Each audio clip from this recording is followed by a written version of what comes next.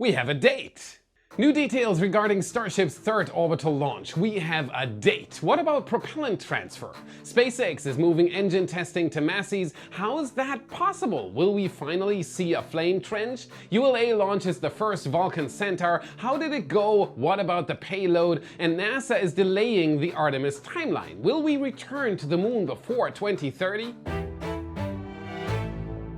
My name is Felix, welcome to What About It. Let's dive right in. Starship updates. Starbase never sleeps. Work here is going around the clock, even with the orbital Starship back at the production site. We've got some extremely interesting new insights into the third launch. Want to know all the details? SpaceX recently released the complete video of Elon Musk's 2017 talk, reflecting on a groundbreaking year for the Falcon 9. That year marked significant milestones, with the company achieving the first reuse of a Falcon 9 booster and the reuse of the first Dragon capsule. Why am I mentioning this? 2024 could be a similarly pivotal year for Starship. Expectations are high for not only the first deployment of the full V2 Starlink satellites, but also the attempt to catch a Super Heavy booster. Yet before these milestones can be reached, Starship must first achieve orbit, a goal set for its third launch attempt. In a recent update from NASA about the Artemis program, details of which we'll delve into later, we learned that SpaceX is confident in having all flight hardware ready by the end of January. This could mean that both Booster 10 and Ship 28 might soon return to the launch site for stacking and final pre-launch testing. SpaceX anticipates FAA approval by February, meaning that the first half of the upcoming month is still on the table for the next launch. Speculation has been that the third Starship launch might finally aim for a true orbital insertion. Previous tests, often referred to as orbital, would not have actually reached orbit had they performed as planned. Their apogee would have remained within the denser parts of Earth's atmosphere, enabling safe re-entry even in the event of losing control over the ship. However, this time might be a different story. FCC documents suggest a planned re-entry near the Indian Ocean, and SpaceX has conducted tests of both the payload bay and a single Raptor engine, simulating an in-space burn. Additionally, the aforementioned call confirmed that reaching orbit remains the primary objective for SpaceX. They also told us that a ship-to-ship docking demonstration probably isn't happening anytime soon. So no propellant transfer during the third flight, right? Not necessarily. It was mentioned that there is ongoing work toward a significant milestone, the tipping point demonstration, which involves transferring propellant in space from the header tank to the main tank. We previously discussed this concept and it appears to still be part of SpaceX's plan, though it's unclear if this will be attempted during the third launch or sometime later. Back at the launch site, there's still some work required before we witness another fully stacked Starship at the orbital launch mount. It is a frenzy out there. Recent photos from our photographer John show a lot of scaffolding around both the launch deck and the ship's quick disconnect arm. The panel itself was slightly damaged during the previous launch and has been under repair since. Over at the tank farm, as explored in our last episode, scrapping is underway. However, there is a plot twist. While we initially thought that the GSE water tanks would remain intact until all upgrades were complete, the Starbase team had other plans. With SpaceX, it is always wise to expect the unexpected. On January 9th, one of the stainless steel tanks was unexpectedly airborne, and it definitely wasn't a Raptor-powered hop. Instead, GSE-8 was placed in front of the farm and swiftly cut into pieces. Interestingly, the removal of this tank also exposed considerable denting on another tank that was shielded during the last two launches. They really have to get rid of them. In fact, I wouldn't be surprised if all the tanks were scrapped before the third Starship flight. The farm may simply be incapable of surviving another launch. The burning question remaining is, will all of this work impact the third Starship test campaign? Will we have to wait longer because of this? One possibility is that engineers will install the new vaporizer system so quickly that we won't see any delays. Alternatively, SpaceX might opt for a temporary fix, such as deploying a portable water tank. What are your thoughts? Will SpaceX dismantle all vertical tanks right now, or will they wait until after Starship's third flight? Share your opinions in the comments. Getting rid of vertical tanks will not only save a lot of space, it will also give SpaceX the ability to shield it more if needed, mitigating any concerns about the infrastructure's proximity to the launch tower. And this will also very likely influence the design of the second Stage 0. Speaking of which, the construction of a second tower at Starbase might be imminent. Elon Musk himself hinted at 2 orbital launch integration towers in 2024, and recent developments are strongly pointing in that direction. Take a look at this. In December, a launch tower segment from Roberts Road along with 2 tanks was transported from Port Canaveral to Brownsville. Our recent flyover, possible thanks to Redline helicopter tours, allowed us to spot the launch tower segment in the wild, soon to be delivered to Starbase. Upon arrival, it's expected to be moved to the Sanchez site, where the 8th tower segment is already waiting for assembly. Now, how about you go see all of this for yourself? Book your own ride at Starbase and see these things in person, or just enjoy one of the most incredible views in the world. Go to redlineheli.com/Felix. You'll find the link in the description as well. I promise you won't ever forget this. The exact location for this new tower is still a mystery, but there's been notable activity around both Pad B and the wetlands, with a surge of engineers in that specific area. Although it is unclear if SpaceX has received the necessary permits needed to expand further into the wetlands, the construction could begin at the existing launch site. A few weeks ago, we speculated that a second orbital tank farm might replace Pad B and the suborbital tank farm, and this still could be the case thanks to Massey's. This site has significantly evolved in 2023. Initially, Massey's was used for basic cryogenic testing of the ships. Then gradually it began hosting boosters and now even features thrust simulators. These simulators enable SpaceX to conduct flight-like conditions testing on prototypes without the need to shut down Highway 4 every time a new prototype is tested. During one of our recent flyovers, 2 prototypes were present at Massey's. Ship 30, which has since returned to the production site, and Booster 12, still awaiting its tests. However, cryogenic tests aren't the only important tasks in a ship's test campaign. Static fires are equally, if not more, important, and it's unlikely that SpaceX will abandon them anytime soon. And that's why substantial construction activity is visible at the rear of Massey's. Behind the Super Heavy booster, can you see the foundations for 2 tanks? Last December, I suggested that these 2 tanks moved from Florida might be repurposed for methane storage at Massey's. And recently they've been placed right next to these foundations, which seems to confirm these speculations. Additionally, SpaceX seems to be expanding its liquid oxygen storage. Next to the existing tanks, new pedestals are being constructed, potentially to support 3 additional tanks. The most intriguing development, however, lies in the area featuring a hole and some rebar. I hear you, a hole and some rebar are the most exciting things here? Yup, hear me out. While it might not look significant at first glance, this is shaping up to be one of the most exciting places at Starbase. This site is likely where a static fire test stand, complete with a full-blown flame diverter, will be built. Yep, a flame diverter is about to be built at Starbase. The rebar you see here is very likely part of the walls for the diverter. The construction of a rectangular-shaped pit will likely begin soon. This will be reinforced with concrete to form the flame diverter. While the exact dimensions of it are unknown, we can draw some comparisons from the McGregor test facility, which features a flame diverter for testing Falcon 9 boosters. The Massey's diverter might mirror McGregor's in length, approximately 60 meters or 200 feet, but it's expected to be both deeper and narrower, considering the space constraints at the facility. The burning question is whether SpaceX will build a new test stand for this diverter or integrate one they already have at hand. Yep, they already do have one. Recently, workers were spotted removing some concrete under Pad B. This could be routine maintenance, given that it hasn't been replaced in a while. However, it might also indicate plans to relocate Pad B to Massey's. If SpaceX intends to construct a tower where Pad B currently stands, the pad would need to be dismantled anyway. Repurposing it at Massey's would save SpaceX some time while also saving this legendary piece of hardware for the future. At this stage, this is pure speculation. We'll have to wait for further developments to confirm these plans. What are your thoughts on the great pad shuffle? Will SpaceX reuse Pad B, or will we see an entirely different stand constructed from Massey's? Share your theories in the comments, I always love reading them.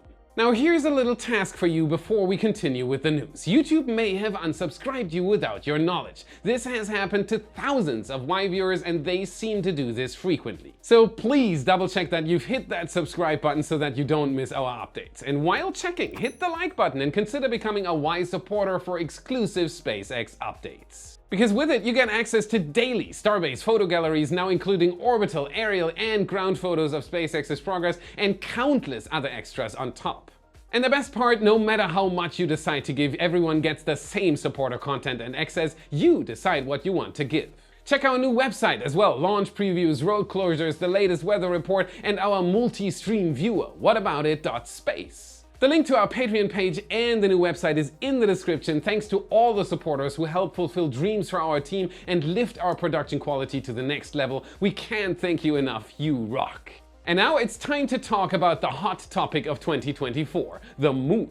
The journey to the first launch of United Launch Alliance's Vulcan Centaur has been loaded with challenges. Delays caused by engine delivery issues, the global pandemic, payload readiness setbacks, and a significant design flaw in the Vulcan Centaur's upper stage have all been hurdles in the path of this eagerly awaited rocket. Yet ULA didn't give up, resolving each issue and inching closer to launch day.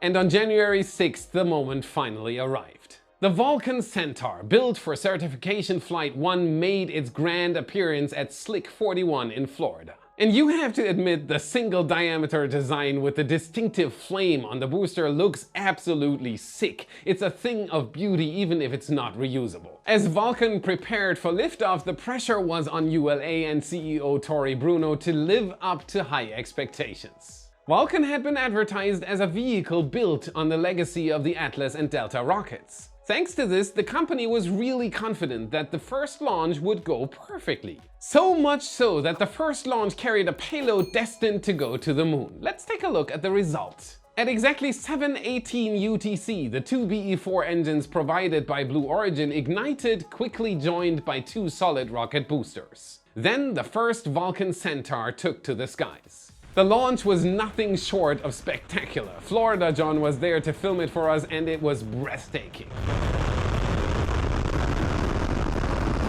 And the best part about it, the rocket just works. Vulcan went through max Q, followed by the two GEM-63XL boosters separating from the rocket. After a smooth ascent, the first stage successfully shut down and detached, leaving the Centaur 5 upper stage to take over. This phase of the launch is often where things tend to go south. For example, here, Terran 1 lost its chance of becoming the first US methane rocket to reach orbit. However, Vulcan's performance remained flawless, with the two RL-10 engines of Centaur 5 igniting perfectly and propelling the payload further into space. 43 minutes after liftoff, the engines reignited, adjusting the trajectory towards the moon. Following engine cutoff, the Peregrine lander successfully separated, but we'll come back to it in a second. Finally, almost an hour and 20 minutes after liftoff, Centaur 5 fired one last time, entering an interplanetary trajectory with 150 capsules of cremated human remains on board.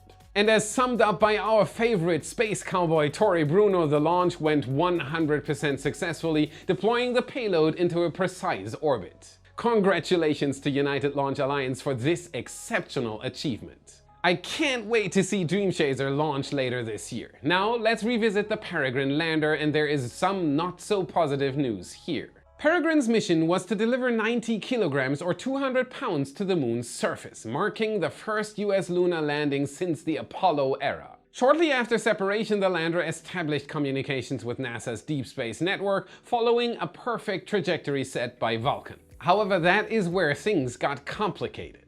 After activating its propulsion system, an anomaly occurred that prevented the lander from orienting towards the sun. And no sun means no solar panel. In space missions, you really don't want to hear the term anomaly, because it often implies hardware issues. Deprived of sun, the lander's battery levels began to plummet. Thankfully, engineers at Astrobotic managed to send an updated command to reorient the spacecraft, averting a total power loss before entering a blackout period. But despite these efforts, mere hours after launch, the prospects of a successful soft lunar landing were significantly lowered. After what must have felt like years to the engineers, communication with Peregrine was re-established and the lander's batteries were able to recharge. But an even more significant problem arose. Peregrine began losing propellant. Despite the communication systems functioning properly, sending this remarkable photo, a spacecraft can't land on the moon using just a camera. About 32 hours after Peregrine's activation, it became clear a lunar landing was no longer on the table. Furthermore, the anomaly forced the onboard thrusters to continually adjust the spacecraft's orientation to keep the solar panels facing the sun. At this point, Peregrine had approximately 40 hours of propellant remaining. Astrobotics' 8th update already offered some insight into the cause of failure. It looks like a faulty valve, a common culprit in space missions, was to blame. Peregrine relied on helium to pressurize its oxidizer tank, and after system activation the valve malfunctioned, failing to reseal. This allowed high-pressure helium to flood into the oxidizer tank, eventually causing it to rupture, leading to the propellant loss. The situation with Peregrine is pretty dynamic, but there is a strong likelihood that as you watch this, the lander has exhausted its propellant supply. Without it, the vehicle likely begins to tumble, which results in depleted batteries, essentially ending the mission. That is, unless some sort of miracle happens. As the saying goes, space is hard, and valves are often nightmare fuel for aerospace engineers. Hopefully, Astrobotics' experience with Peregrine will yield valuable data to enhance future missions. Interestingly, there is a chance your name was aboard Peregrine. If you're a regular Y viewer, you're probably familiar with our other host and the mind of behind-the-scenes operations, TJ. A long time ago, he secured a spot on the Peregrine lander to send a small silica puck and an SD card to the moon. Back in 2020, this initiative allowed over 5,000 names to be engraved on the puck, with an additional 17,000 names stored on the SD card. Time has passed since then, so it's possible you might have forgotten that your name recently launched on Vulcan. Ahead of potential challenges, TJ prepared a backup plan. He has a second puck, and Y is fully committed. We still may be able to bring your name to the moon in the future. Moon. On January 9th, NASA provided an update regarding the Artemis program. Artemis 2, the first crewed mission of the program, was theoretically set for November 2024. However, we fully expected a pushback to 2025. What came as a surprise, though, was the extent of the delay. NASA now states that Artemis 2 is rescheduled for no earlier than September 2025. This delay is attributed to safety concerns with the Orion capsule. Following the Artemis 1 mission, the heat shield exhibited wear patterns that differed from the predictions, sparking an ongoing investigation. Additionally, the batteries for the second Orion capsule failed their vibration tests, and there were issues with, you guessed it, valves in the life support system. We should really rethink that saying. How about valves are hard instead? This delay inevitably impacts Artemis 3, pushing back the first crewed lunar landing with a Starship to September 2026. Despite the setback with earlier Artemis missions, there is a silver lining. Artemis 4 remains on schedule for a 2028 launch. However, the initial plans for launching the first modules of the Lunar Gateway in 2025 have been postponed, with no revised launch window currently announced. While these delays might seem disheartening, they could be seen as a shift toward a more realistic approach by NASA. Gone are the days of the wild space race. Now safety is key. A single accident could jeopardize the entire program, so caution is essential. On a positive note, the revised timeline alleviates some of the pressure on SpaceX. Realistically, achieving a crewed lunar landing by 2025 would have been an ambitious target at best, even for the company known for its rapid development pace. An intriguing development is NASA's request to SpaceX and Blue Origin for cargo versions of their human landing system vehicles. This suggests NASA may be planning significant cargo deliveries to the moon in the future, potentially laying the groundwork for a permanent lunar base. By the way, did you know that Blue Origin recently rolled out a new Glenn booster from their facility at Exploration Park near Kennedy Space Center? This rocket will be used to send cargo to space as early as the end of this year, so it is exciting to see some actual progress here. Currently, it lacks a real interstage and engines, so it may be a simple prototype to test how it fits with the launch pad, but who knows? We'll dive deeper into recent developments of Blue Origin in the next episode, so stay tuned. Even if we get to the moon a little late, with the incorporation of reusable space technology, we stand a better chance of not just visiting, but also sustaining a presence on the lunar surface. That's it for today. Remember to smash that like button, subscribe for more awesome content. This is what fuels the algorithm and helps us immensely. Check out our epic shirts in your favorite Space Nerd store. A link is in the description. And if you want to train your space IQ even further, watch this video next to continue your journey. Thank you very much for watching, and I'll see you again in the next episode.